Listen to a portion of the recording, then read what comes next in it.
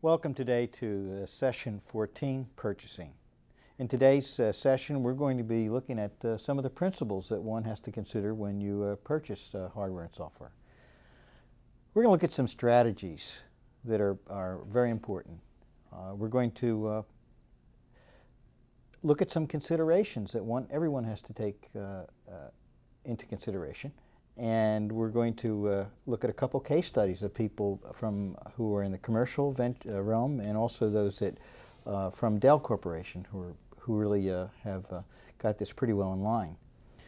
And we're also going to try to tie together, Barry, some of the important cost factors and other things that one really needs to consider in summary at the very end of our session today. What I'd like to go into now is some of the principles that are really important. What, in your judgment, Barry, are some of the most important ones that are there? But before we do that, I would like to mention one thing that I think is really important. Throughout our show, we have looked at a number of software products.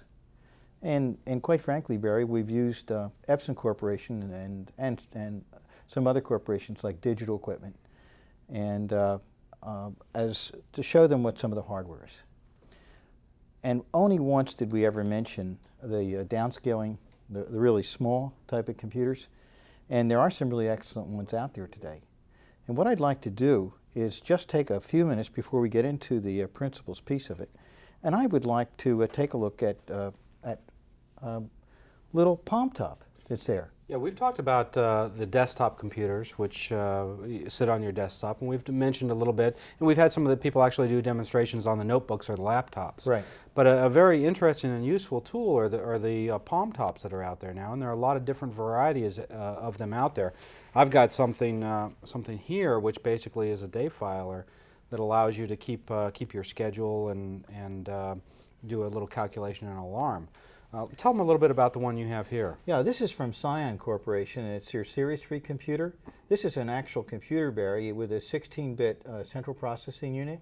It comes with a 256K of RAM, and it's a multitasking computer. It has a multitasking operating system. It also has in there, Barry, just before you open it up, a couple little things that are really nice. It contains flash RAM.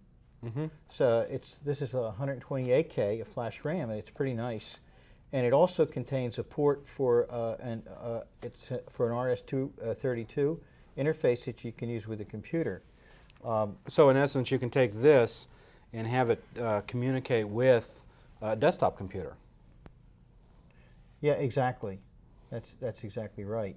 And it's got a number of nice features on there that I think are important. It's got a database on there that I think is important.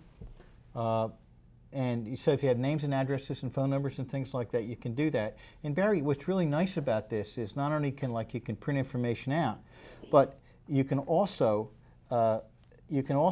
dial phones with it. If you turn it over for just a second, turn the computer over. It has in the very back of it a little speaker system, and if you find somebody and you want to dial that person any place in the world, or if you want to dial into a fax or a modem someplace else to transmit, you can do it, and you can simply hold that right there, and it will automatically dial the number to do that as well. So it's a nice little feature. You just hold it up to any phone. And Barry, what I've done with this and where I really like this is when I've gone overseas, mm-hmm. and I don't necessarily want to take a notebook with me, and I don't have access to another computer, and I have found this to be extremely helpful for my purposes. Now, it has other kinds of things in it that are very important. It has a good word processor, a full-fledged word processor. It has a address book, with your calendars, and you keep track of it, and it will tell you when the various meetings are. It has a clock, both digital and analog clock. It has worldwide times, so if I want to determine what time it is in Korea or wherever it is, based on my base time here, then I can just go to that place in the map. It will give me a copy of the map, and it will also tell me when it is. Also, it has another nice feature that I really like. It obviously has a calculator. All of them do, but it's got a full-fledged spreadsheet.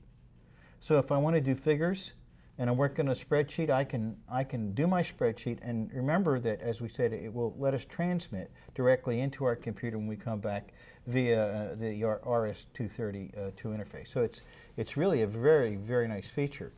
And the nice thing about it, Barry, it operates for a couple months on just a few batteries. It has 2 C cells in there, and that's all that it takes. Well, there are really all kinds of different levels of computers out there, and I think the one that we focus on most is a laptop or the desktop computer. When we talk about all the different software products that we're using and the different environments that they're using them in. But a Palmtop is really neat as a very low cost, portable way to get basic information into your computer, and it's very cost effective. Barry, what I like about it is that this is a full-fledged computer, and the graphical user interface is very clear, and and you can really see it, and you can download or upload information into it, and as I say, you can also dial numbers as well to access other people. Yeah, and there's also some different software that's available for that, not just with this one, but the other ones are different modules that you can buy that you can use with these kinds of devices that really allow you to keep track of your schedule, keep basic notes, keep lists of phone numbers and contacts, calculations, times, etc., which are really interesting for a business person who is on the move or traveling a lot. You have to sort of pick the one that is the most useful to you and the kinds of functions that you have.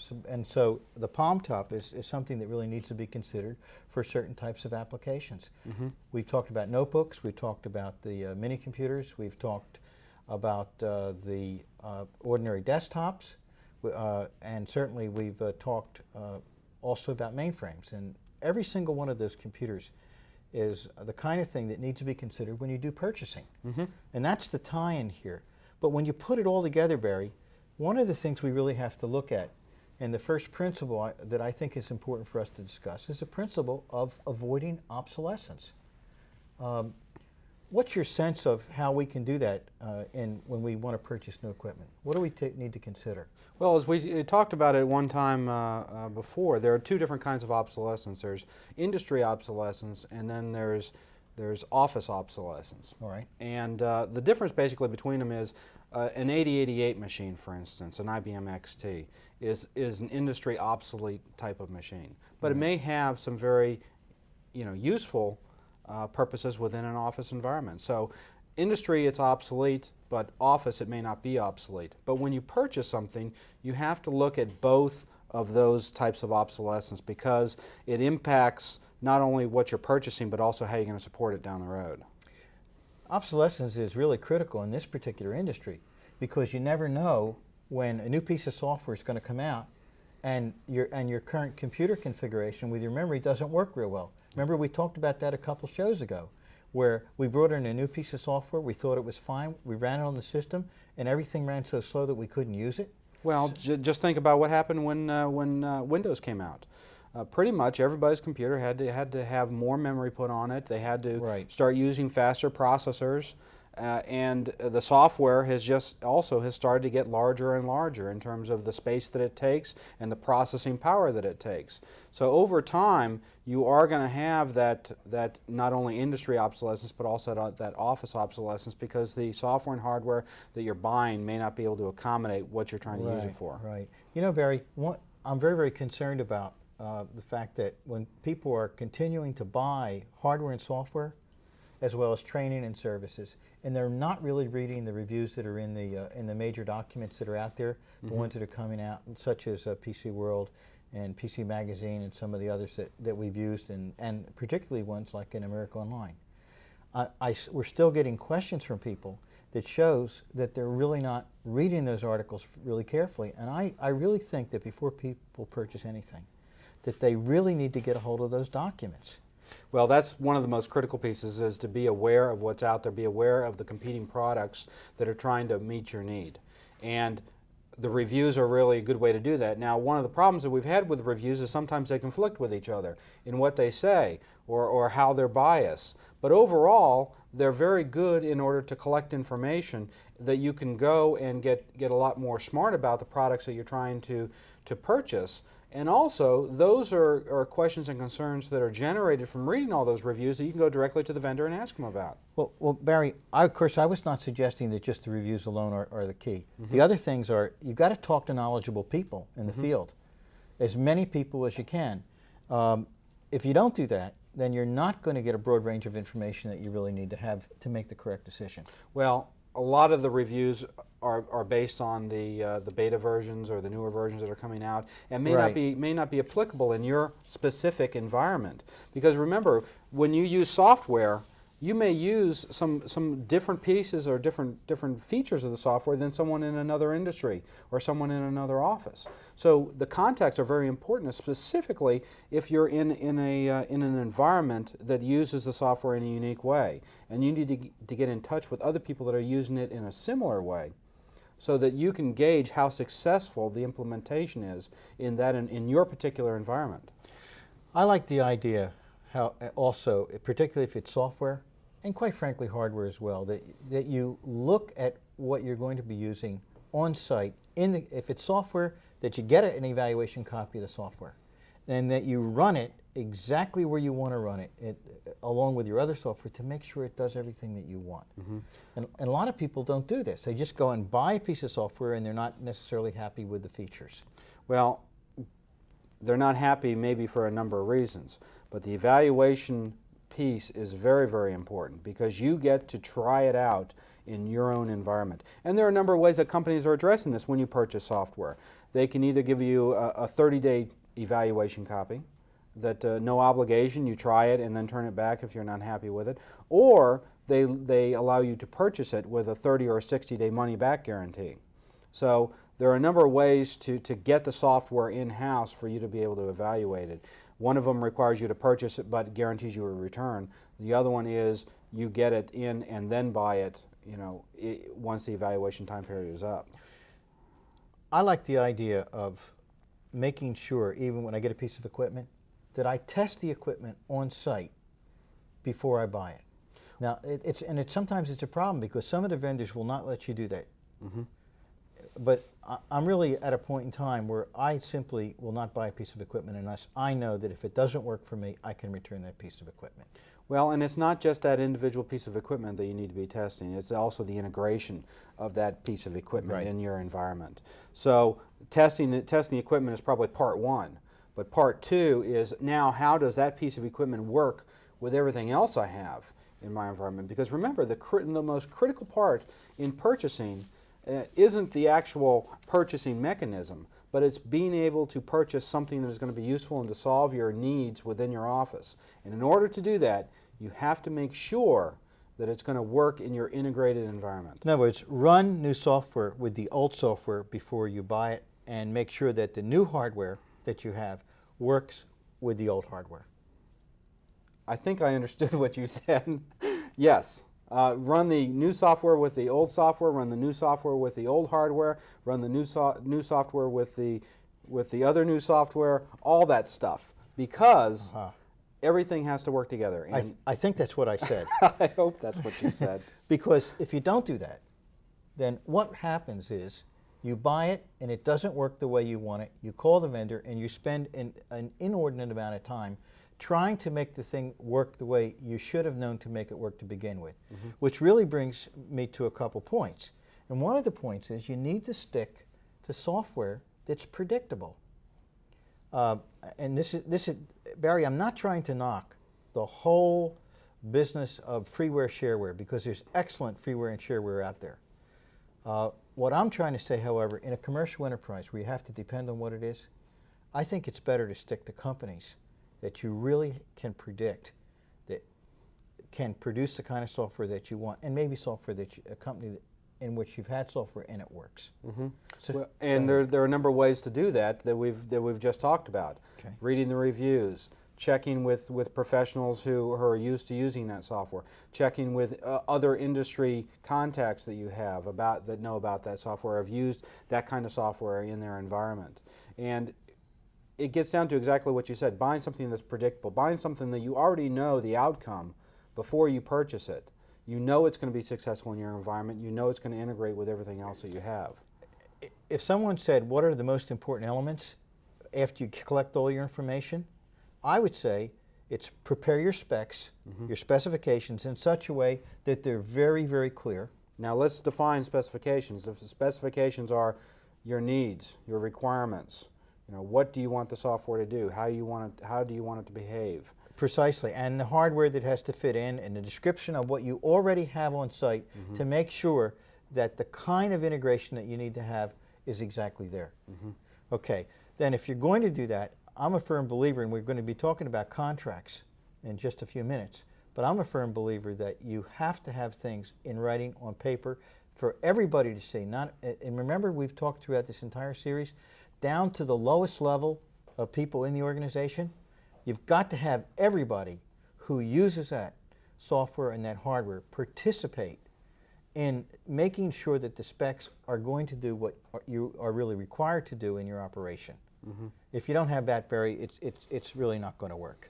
Well, the one thing that I think we want the students to bring away with in any purchasing or planning process is there has to be buy-in at all levels of the organization. That's right. In the process, and then once there's buy-in, you write down what they bought into in terms of a specification that you can then use to purchase whatever it is that's going to solve your problem. And if they don't buy into it, Barry, they're going to drag their feet, and you're going to be spending more money as well. Well, more money and more time. Throughout this whole series, you've been beating on the concept of planning. Okay, and I think that's the key. It's not just planning for the hardware and the software and the management. It's also planning for the kind of support you need to have. It's also planning for training that you have to have. And all of those things have to be costed in a way that it really makes sense. The most important piece in this whole thing is not the actual purchase of it. It is how are you going to support? How are you going to train those people to use that new, whatever it is, hardware, software, solution, management strategy, whatever it is. You have to keep people involved. You have to show them how you're going to support it if something goes wrong, and you have to be able to train them the most effective and efficient way to be able to use that product or that service. If you don't do that, then in my opinion, you're wasting your time going through the whole process in the first place. Plus the fact that you're going to waste money, because training and retraining costs infinitely more than trying to train very specifically for what it is you need to do. And as we've said before, training and support are ongoing issues. It doesn't just, purchasing is a one-time, not a one-time activity, but an activity that has a start and a stop date. You know, I'm going to start to purchase here and I've got the product in here. Support and training aren't like that. You're going to continue to support and continue to train throughout the whole life cycle of whatever it is you've bought. What I liked about what InSync Corporation presented in our last session was that it provided a online computerized, automated, multimedia training program. And while it may be a little more expensive up front, ultimately it's very, very cheap because you can just continue to do the retraining, and the training can be geared specifically at what your needs are. And those things are there. Barry, there's another thing that has always been a real concern of mine in this whole process, and that is the idea, somebody comes to your office and says, if you buy these 5 computers today, and you say to yourself, it's everything that I want, I will give you a 20% discount. And my initial reaction used to be, when I was buying large quantities of computers, that was a good deal. I don't jump anymore, because what I do is I look at the configuration, I look at the hardware, and I say, I think it's a good deal, but I really want a chance to do a comparison. And one of the things I always try to find out are the bench tests or that there are in the magazines, or comparison charts. And I look at those. I sometimes will call a company in order to find that. I'm always looking for the best value to make sure that what I'm getting will serve my particular requirements. And that's what you have to be careful of, I think. Well, not only that, but why are you doing this in the first place if it's not going to add value to your process or to your office or to your organization? Then why are you even doing this in the first place? If you can't answer that question, what is the value I'm adding, then you shouldn't be going through this whole purchase process in the first place. It's got to be able to add value, and that's key. Now, how much value is it going to add? You don't know, but that's the question you need to answer, and then go out and buy the best valued product or service to meet your need. Barry, I've always been confused about how to make a decision when I had a certain set of requirements and somebody comes to me and says, not only will we match all of your requirements, but we're going to give you a lot more. The concern that I've always had is that a lot more may create problems for me as well as meet all the requirements that I want. And I'm learning more and more not to deal with the extra features unless I really am sure that I just hadn't thought about them in terms of increasing productivity. But when I really begin to look at it, does it match my written specifications first? Do you have the same problem? Mm-hmm. We recently bought a piece of software where they had a lot of value-added add-on products that they included with it. And this is for a 160 user location. It was the exact question I had to answer myself. If I put all these different add-on features onto the software product, am I going to end up confusing the user or having them go off in directions which really aren't going to add a lot of value to the process, to the original problem I was trying to solve? So we elected not to put on those added products for now. But we'll take a look at them, and if we feel that they're going to add some value or solve a problem in the future, then we'll add them on at that time. Barry, I just recently saw a Pentium-based computer with a PCI interface with a 450 megabyte hard drive, a CD-ROM, the built-in speakers, and the correct floppy that I wanted, and some other features as well, including all the software. And it was less than $2,500, a good price. And I really thought I might get that. But before I buy it, I want to look very carefully at the company, and I want some comparison tests before I go to buy it. And I think that that's the kind of thing that is very, very important for us to consider and for everybody to consider.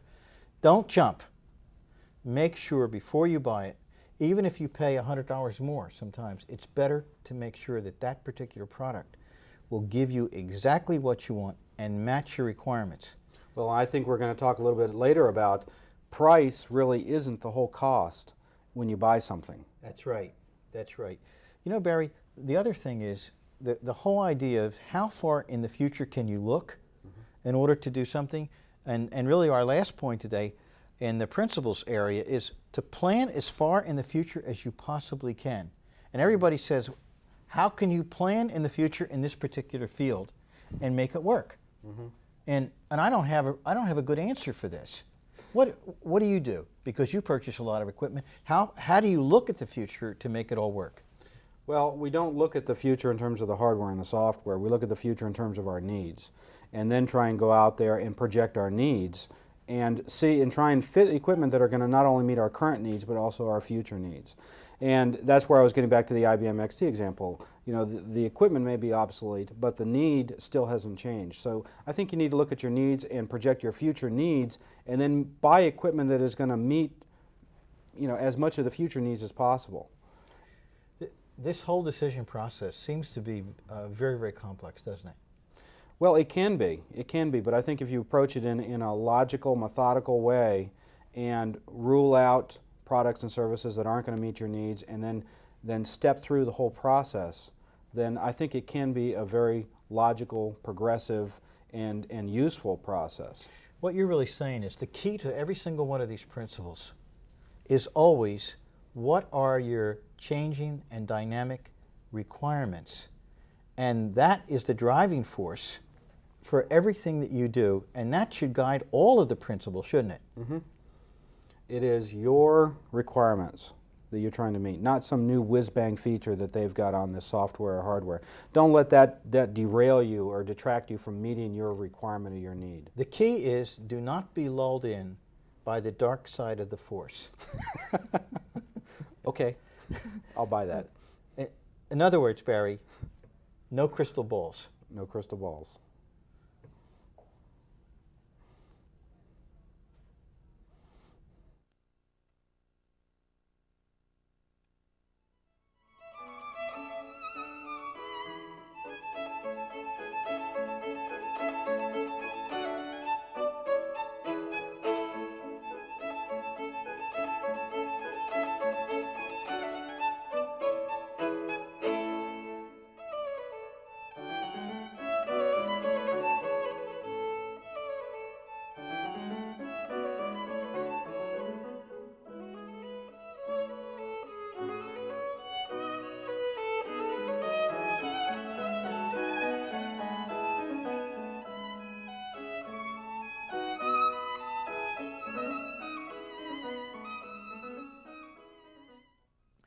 Gary, there are a whole number of mechanisms on how one goes about the process of purchasing these computers, and I'm going to call them strategies for lack of a better way to put them all together. But one of the things that we do when we purchase is we look at the kind of mechanisms we have to ensure that we're going to get exactly what we want. And we've listed today 5 such strategies that we consider to be critical. You've got to almost fit into one of the strategies. Mm-hmm. And so we would put them all together and see if they made any sense. And I'd like to know, of all the strategies that are there, which are really the best strategies and which are the worst strategies. Why don't we start with the best one? Well, I'm going to give you a typical computer answer, and that's it depends. It depends what you're buying. It depends what your intent is as to what's the best strategy. But let's go over the different strategies and see where some needs and some requirements will fall. The first one is sole source. I like that strategy because in sole source, I can talk to one person, mm-hmm. and I develop a relationship with that one person, and I can communicate and I can sort of get what I want. I don't have a wide range of things, but at least I can get to that person. All right, but let's talk about what sole source is. Sole source is picking a vendor and then getting their product. Exactly. All right, now in my environment, that's probably one of the most difficult things to do because sole source means you're excluding all the other competitors and picking one. And you can do that in a government, a public school environment if they have a unique product that you need those specific requirements to meet. But in the computer field, the probability of going sole source with all the equipment and all the software out there is very difficult. It's very difficult. You'd have to have some type of niche product, and you need those specific features of the product, and only one vendor provides that. Then you can basically bypass a lot of the procurement, and I don't mean bypass, but basically bypass. Okay, a lot of the procurement process and go and directly negotiate with that vendor and get a product or a service or whatever. So in that regard, sole source is good because it's a little bit more speedy. But if you're looking for something that is a generic product, then we're pretty much restricted from doing that kind of procurement. The opposite side of that, of course, is we have multiple vendors and you have a competitive bidding situation in which you lay out the requirements, mm-hmm. and everybody has to write a proposal to meet those requirements. Exactly. The nice side about a competitive bid is you get a pretty good price because it's a competitive environment. The downside in a sole source is you've got one vendor, so you've got to negotiate with that vendor as best you can. But in a competitive bid, the downside on competitive bid is you've got to write up all the requirements that you want. And we're doing one now for an optical system, okay, that we're trying to implement to automate our file room. Mm-hmm. All right, and so what we're doing is writing down what are the mandatory requirements that this optical system has to do. A, B, C, D, all the way down through the list. Right. Then that is going to be an RFP, or request for proposals. That's going to be sent out, and then people are going to bid or respond to those requests. In that way, you'll get the best possible range of ideas, mm-hmm. the best possible range of equipment, mm-hmm. and in fact, you might even get like 2 companies to give pieces of things that you want, and you might even have to split those off. Well, and the way we've structured it is we can take pieces of different proposals, which is really nice. But the flaw in the competitive process is it's a more time-consuming process because you've got to take the time to identify every single thing that you want, every single feature, every single function that you want that product or service to do, and then send it out for people to respond to with their description of what they can do and the prices associated with it. So it's a more lengthy process than just going straight to a vendor and saying, I want you because we need this and you're the only one that can provide it. One of the things then that would take place after you find out who you wanted, mm-hmm. is you would negotiate a contract. Mm-hmm. Now, we've sort of listed negotiated contract here as a separate item. And a lot of times you might have a piece of equipment and you might have proprietary software. So the next piece is simply to negotiate an upgraded contract. But the other way to do it is after you finally decide on your vendor or vendors, you also need to really get into a contract relationship with them and to negotiate that so that you get the best possible deal and that you get everything you want when you want it. Well, the nice thing about negotiated contracts is, you're right, it's a give and take on both sides. We do a lot of negotiated contracts, for instance, on maintenance and support. A lot of other negotiated contracts out there, but Okay. you basically can pick among the various vendors out there and negotiate with them and try and get exactly what you want, which is exactly what you're looking for. You know, Barry, there really are a couple other items on this whole strategies business and that a lot of people follow, and I think I just need to discuss them, rather than just to dismiss them out of hand.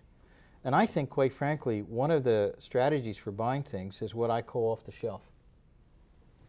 It's you go into a computer software store, and you talk to the person behind the counter, and you say, I want a word processor that does this kind of graphics. And the person goes to the shelf and finds the correct software for you. It may not be the best, but the one, and then you go and you buy it. What's your sense of this whole concept of buying off the shelf? If they go through some of the strategies that we talked about before, then and they just need a single copy of it, or maybe 1 or 2 copies of it, that's not such a bad idea. But they have to have done their initial research. They have to make sure that that product is going to meet their needs. But if they're looking for a larger installation or something that's going to impact, they may not get their best price by going just off the shelf. They may be better and get to go to a more competitive environment where they can get some other features included with just the software, like training, like software support or hardware support, included in the total cost. They may even want something like a systems integrator, time for a systems integrator to come in and actually install the product and test it and train on it. So there are a lot more issues involved than just going and buying an off-the-shelf product. Barry, we got a message from one of our students on the show who sent us an email and said that our ideas were great, except that there was a real problem with them, and that is that we're asking them to do too much in order to purchase hardware and software. There are just too many steps involved, and quite frankly, therefore the recommendations were okay, but they were really not practical for what they really could do in a real setting. How do you feel about that? Have we suggested things that really shouldn't have been done? It depends. It depends. Because depending on the level that you're buying, if you're just buying some type of, let's say, a contact management software. All right. Something very simple that you yourself are going to use. You can go through an abbreviated purchasing process. You can look at a couple of the articles, ask a couple of your friends, then go to a computer store and buy the product. But if you're looking at something that is going to involve or impact a lot of people and a lot of resources, then I think you need to take more careful consideration of the whole process. You need to do more research. Okay. You need to do more analysis. You need to look at your requirements better. And you need to go through a more competitive process to get the best quality and the best value for what you're buying. So it really does depend on the level. I wouldn't recommend we go through the whole purchasing steps and principles for everything that we buy. It really depends on what you're buying and how you want to buy it. Well, Barry, there's one other possibility, and we've got a few minutes to talk about it, but it's the whole idea of just doing this stuff verbally. I call it, for lack of a better way to talk about it, it's the idea of no contract. That is really no paper, okay? And I'd like you to react to that, because it seems to me most people buy, certainly individuals buy, software and hardware and a lot of other peripheral things that they need, and training and other types of things. And they do so without any piece of paper at all. And there are a lot of satisfied customers out there. So I don't want to knock the fact that people do this irresponsibly. What's your sense of this? That's fine if you're doing it for yourself, I think, because you're taking responsibility for what you're doing. But as the impact on the organization grows, then you have to have some type of justification just in the purchasing process, or just to your boss. And I think that those are the steps that you really need to look at and have other people look at to make sure that you've made the right decision, make sure that you've taken all the factors into consideration, make sure that you've involved all the other people in the process, and make sure that it's going to be supported and trained properly. So the more simple the solution, I think the more no contract or just going out and getting something or the off the shelf is a very viable means to go. But the more you get into a more involved solution or a more resource-intensive solution, then I think that there is where you need to spend the bulk of your time doing the research, going through a competitive process to get the best value for what you're trying to accomplish. You know, Barry, even when I'm buying a single piece of software, I don't go with a checklist to the computer store, although sometimes I think I should take one along just to be sure I've gone through all the steps that would make me feel comfortable. Mm-hmm. But I go with a very, very good idea of what it is I want, the kind of features that I want, and the kind of software features that I also feel are important to what I'm doing. Well, a number of times I've gone to a computer store and bought something and I haven't been satisfied with it. So what do I do? I just, throw it away and go out and buy something else that will meet the needs. And I could have avoided that if I'd done a little bit of research up front, asked a couple of people, looked at the reviews, looked at the other industries that are using that kind of product. Just with a little bit of research, you can avoid yourself a lot of problems down the road in the procurement and in the use process of whatever it is you're buying. If I hear you correctly, what you're really saying that it doesn't really matter if you're buying for 1,000 people or for yourself. You really have to follow some of the key steps, mm-hmm. some of the principles that are really important. And if you don't do that, you may get a correct piece of software and it may do precisely what you want because the company that makes it really tries to take carefully into consideration all of your needs, such as the word processor. But quite frankly, Barry, maybe it won't work. And so you really end up with that kind of a problem. Well, and even if it does work, you might have been able to do better had you done some of that. I think maybe that's the key point, isn't it? The key point is for the resources that you have, there are never enough resources ever mm-hmm. to give you what you want. So the key has to be, can I do better as a result of my investigation? I'd also like to mention one last point as a strategy that would fit into all of these, and is you need to make sure that the price really fits into whatever strategy you decide to use.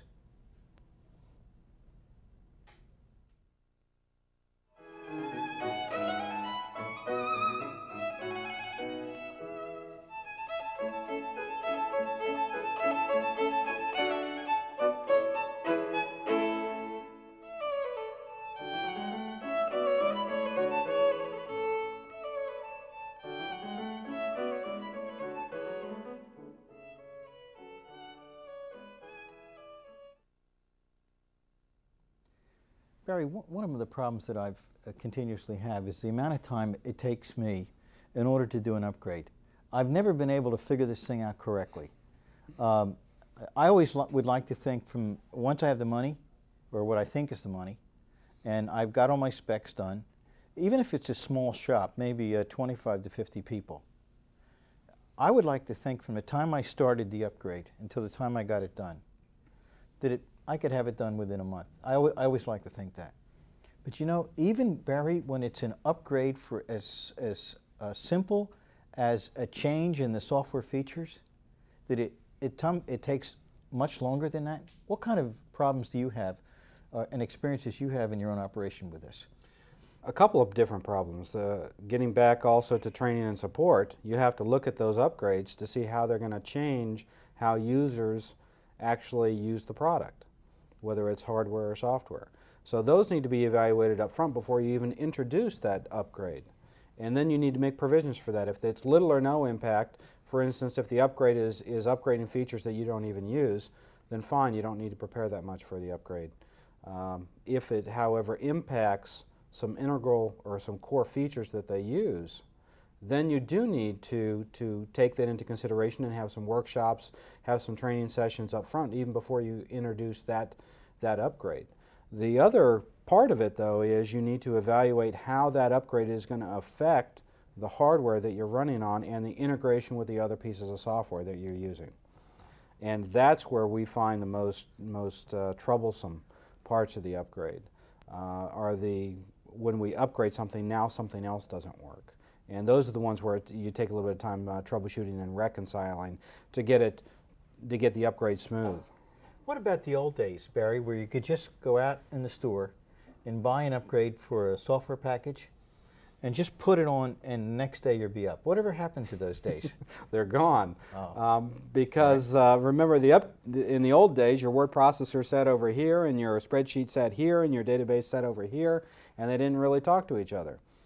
Today, everything is trying to work together. And if you upgrade your word processor, let's say to the newest version, it may not talk to your older version spreadsheet, or it may not work with the same features or functions with your version of DOS or your operating system, whatever operating system you're using. I recently went into a service contract in which a person saw one of these nifty computers with all the software combined, all loaded on and everything, and the person said to me, "There's $1,000 worth of software right there, and that means $1,000 of software I won't have to buy."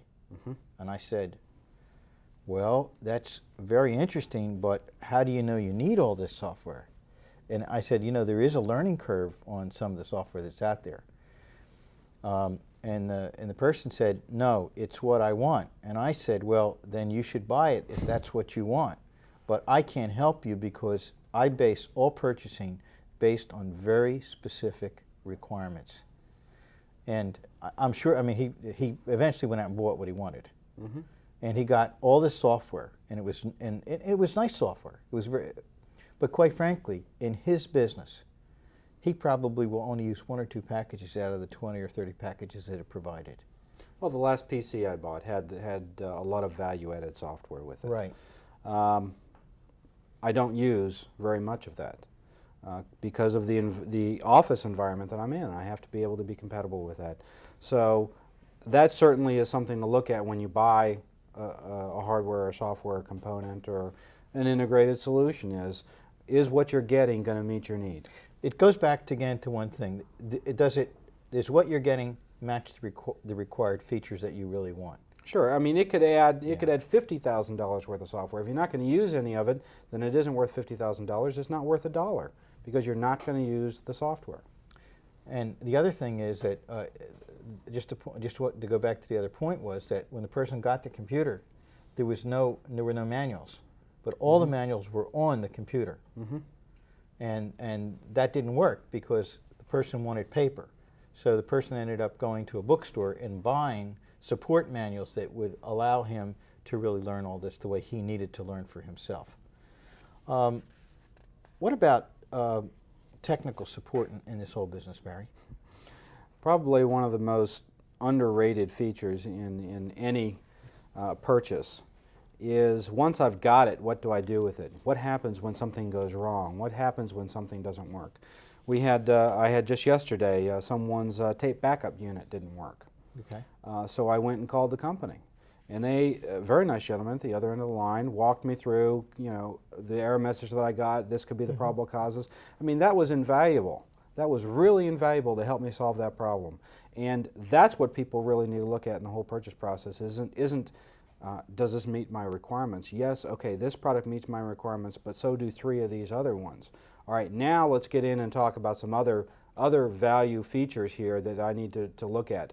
One of them definitely is technical support, because if it breaks or it doesn't work the way you want it to, you've got to have somebody to call that's reliable, courteous, and helpful to be able to solve that problem.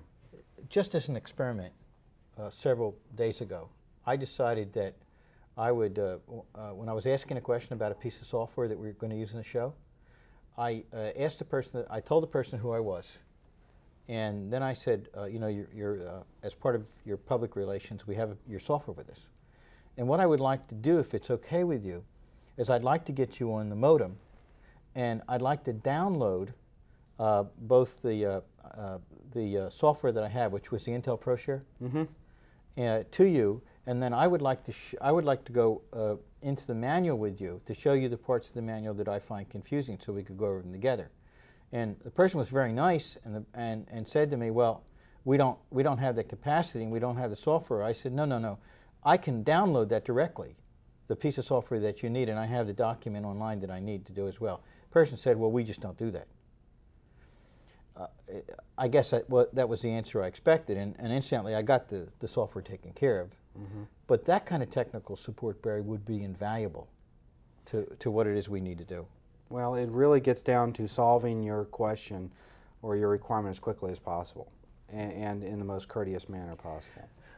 One of the things that happens on occasion is when you buy new software, you can get instant service on that. You know, like you're calling and they say, well, there's only 374 people before you. That and you say, oh my goodness, I don't want to wait for 10 hours. But they might have 100 people ready to work on that. Mm-hmm. But as the software gets older, they, out of necessity, they put less and less people in there. So you may only have, they say, well, you only have 5 people in line before you, but you may end up waiting for an hour before you're the 5th person, because there's really only one person who really can answer those questions. Sure. And I find that very, very difficult. Well, that's what you need to really take into consideration when you are purchasing software and you are looking at purchasing software is, again, getting back to the value. Is it worth the time, if I have a problem with this, to go through all these steps to get it fixed, or should I upgrade to the newest version so it'll be easier to maintain it, easier to support it, easier to train on it? Barry, we've been talking about features, new features, and I have to be frank with you. I like new features. It's just like it's very much like new toys, and I've always liked new toys.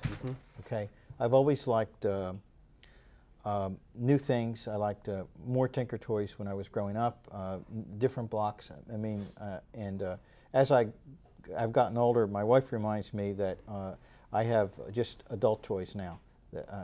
And so I really like them, and quite frankly, I like a lot of the new features, and I really like to learn those features, because I think one of the nice things about this field is you can learn so many more things, and you see how things can really improve as a result of these new features.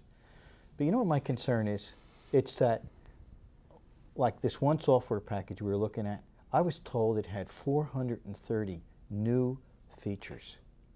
I think that's great. I would love to sit down and learn all those features. But in an office environment, I wonder if that's not a hindrance more than a help. Well, it's kind of interesting that they say there are 400 and some odd new features. Right. But a lot of those would probably touch areas that you would never use anyway. Because most people, when they use a software product, definitely touch the core features in that product, like a word processor. You need to be able to bold and italic and create paragraphs and bullets and that kind of stuff. But you don't really go into the more exotic features of that software. And probably not a whole lot of the updates or new features actually impacted your core features, or the features that you actually use in that software product. So there really probably aren't that many new features that you needed to get accustomed to in order to get it back up to speed on that software product. I saw a couple of my students when I taught this course before, looking at a new piece of software, and I call what they were doing the ooh and the ah observations, because I heard them making noises about the features that they were looking at. Oh, ooh, that's great, or ah, what a wonderful thing, kind of thing. And I thought that was a great thing. And so I finally went over and said, do you like those features? Oh yeah, these are great features. And I said, well, how are you going to use them? And there was silence. Well, they say, what difference does it make? How are you going to use them? They're really great features. Sure. And I'm wondering, in a way, if we keep coming back to this requirement business. You've got to be really careful.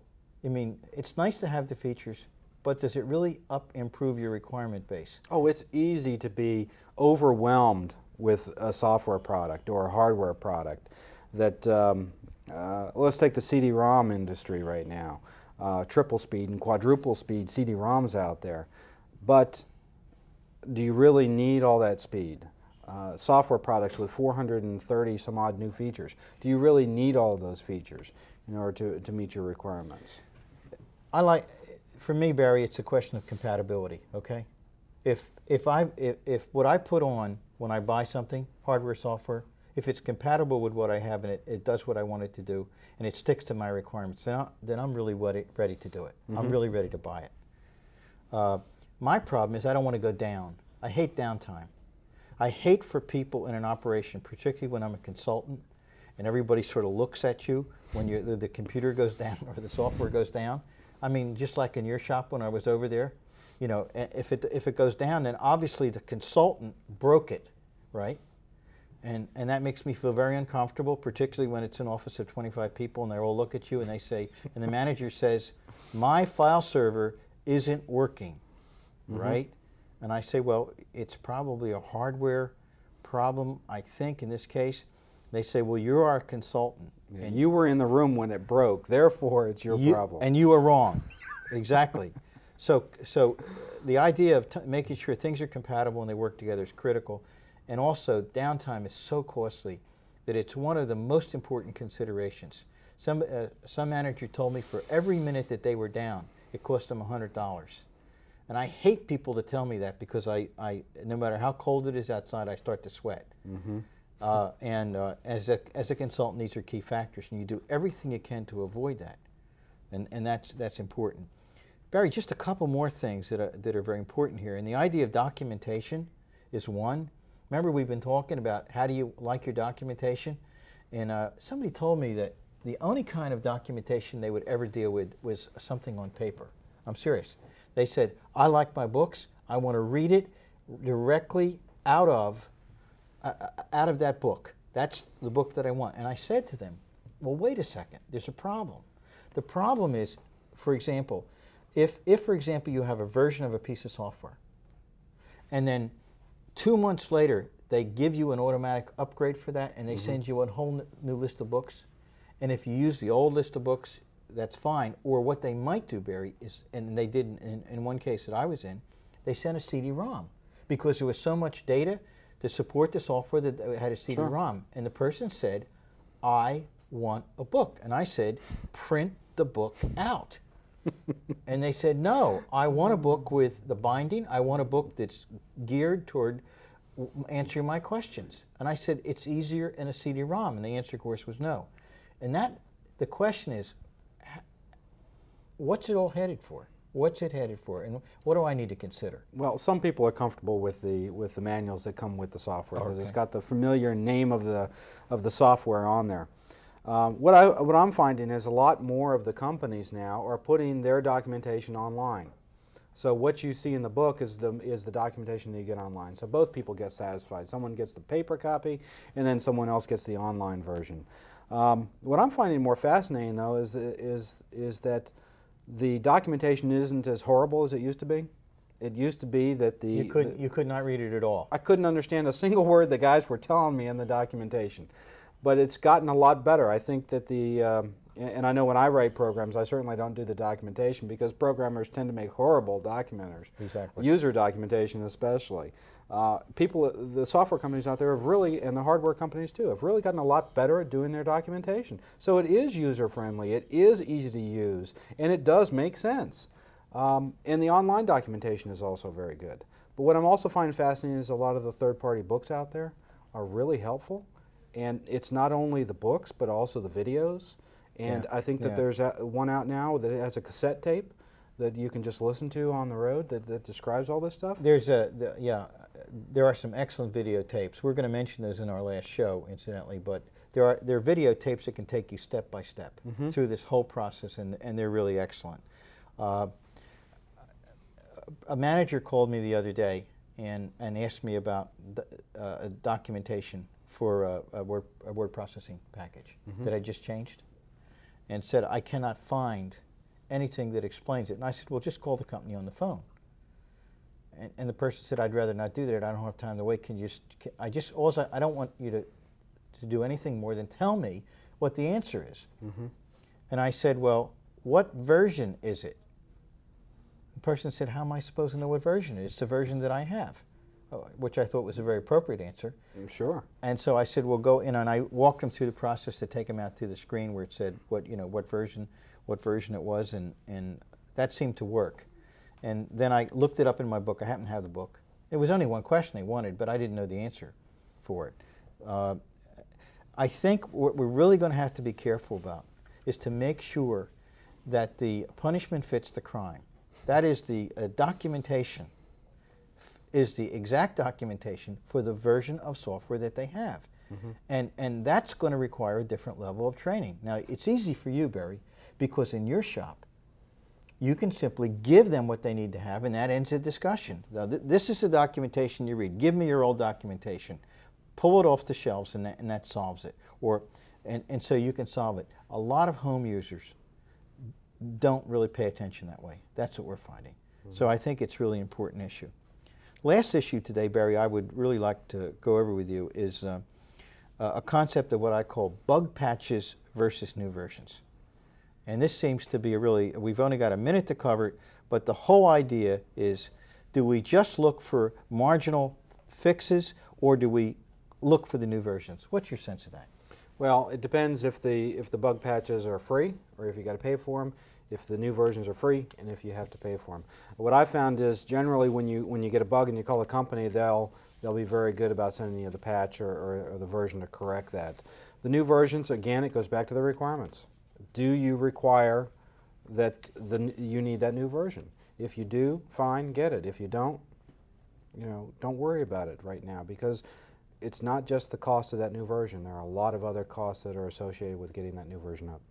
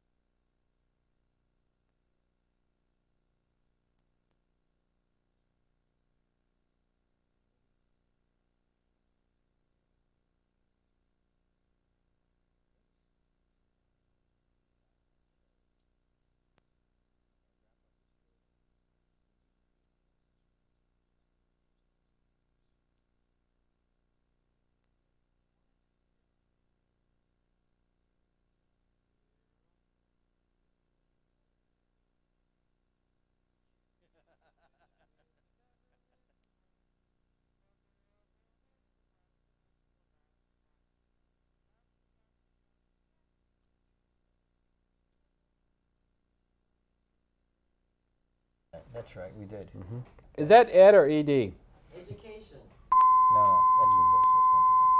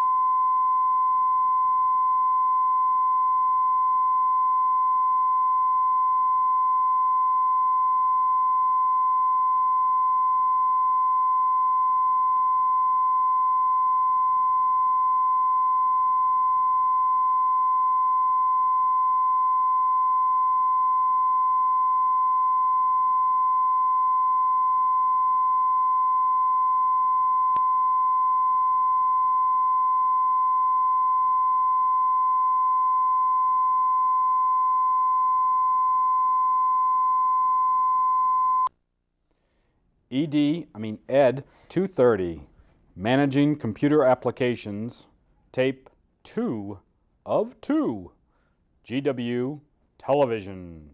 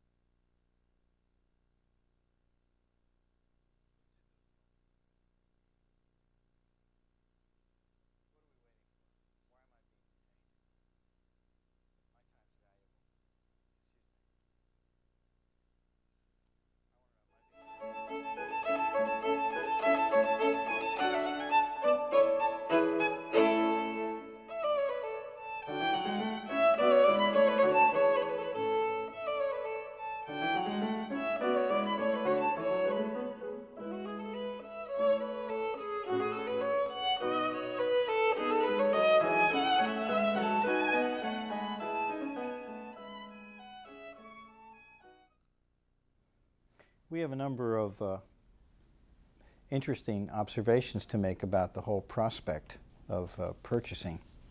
It really has become one of the most important things that all of us do, whether we're purchasing a computer or someone's purchasing computers for multiple corporations. We have with us today Reynolds Ferrante.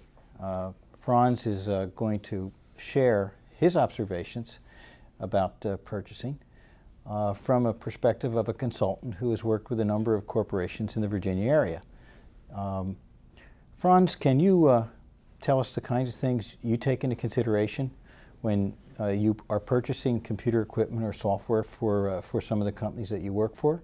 Sure. Matter of fact, I would like to ask, though, what particular area would you like to talk about first in the aspect of purchasing? Well, I'd like to talk about hardware.